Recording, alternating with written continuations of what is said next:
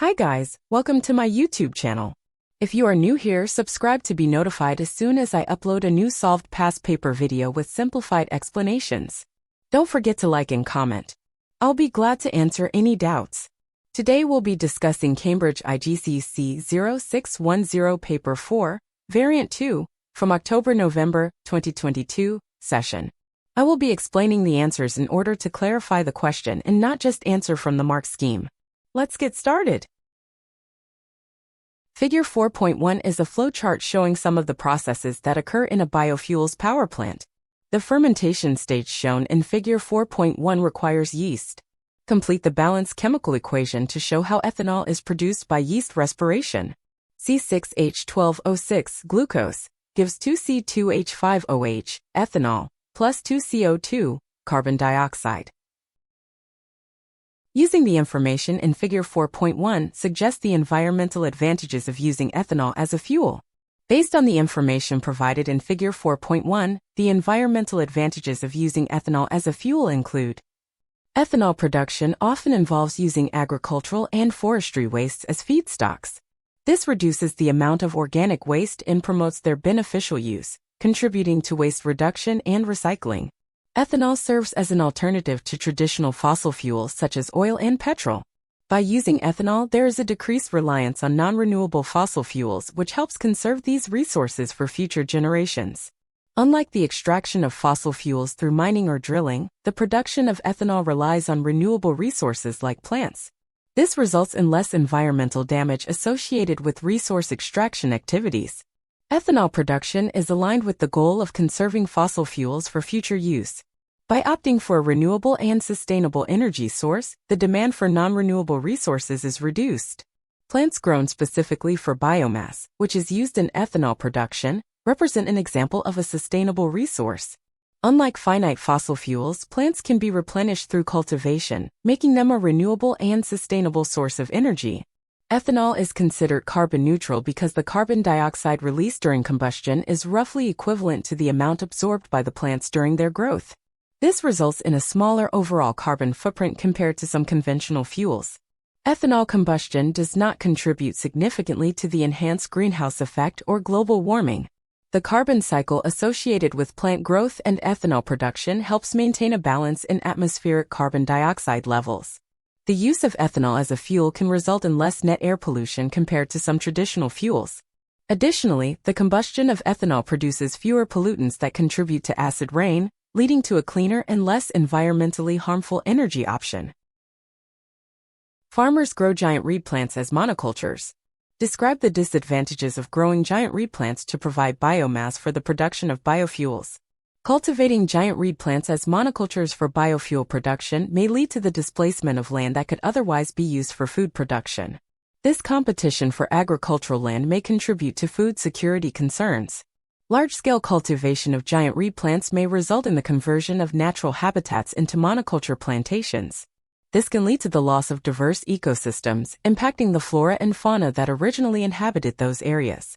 Monoculture farming practices often result in a reduction in species diversity. The shift from natural ecosystems to a single crop cultivation system, such as giant reed, can negatively affect the biodiversity of the region. Growing giant reed as a monoculture may lead to a loss of genetic diversity within the plant species. This can make the crop more susceptible to diseases and pests and limit its adaptability to changing environmental conditions. The use of land for monoculture plantations could encroach upon areas designated for nature reserves or conservation purposes. This conflicts with conservation efforts aimed at preserving natural ecosystems and protecting endangered species.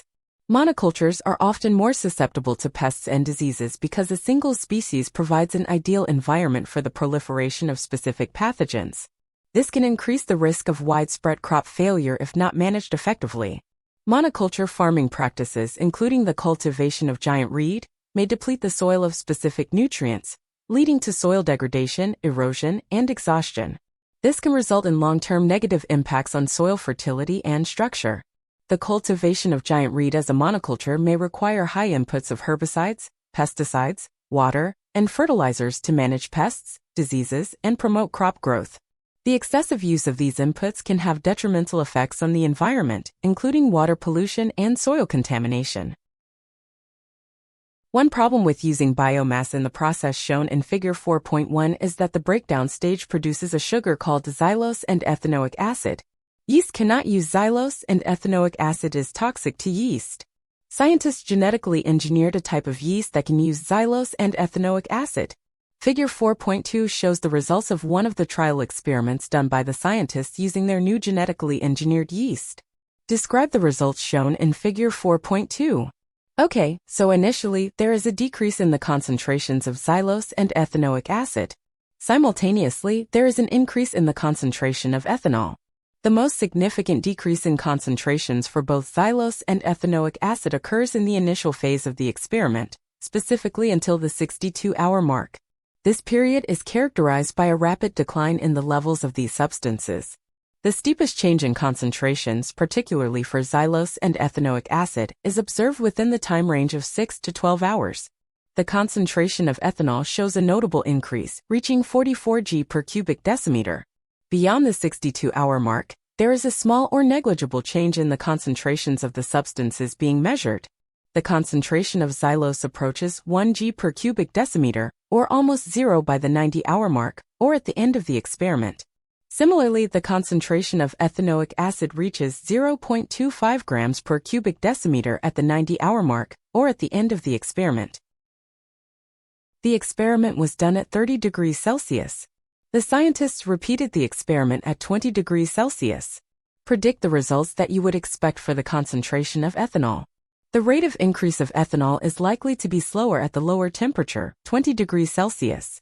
Due to the slower rate of ethanol production, it would take a longer time to reach the same concentration of ethanol when the experiment is conducted at 20 degrees Celsius.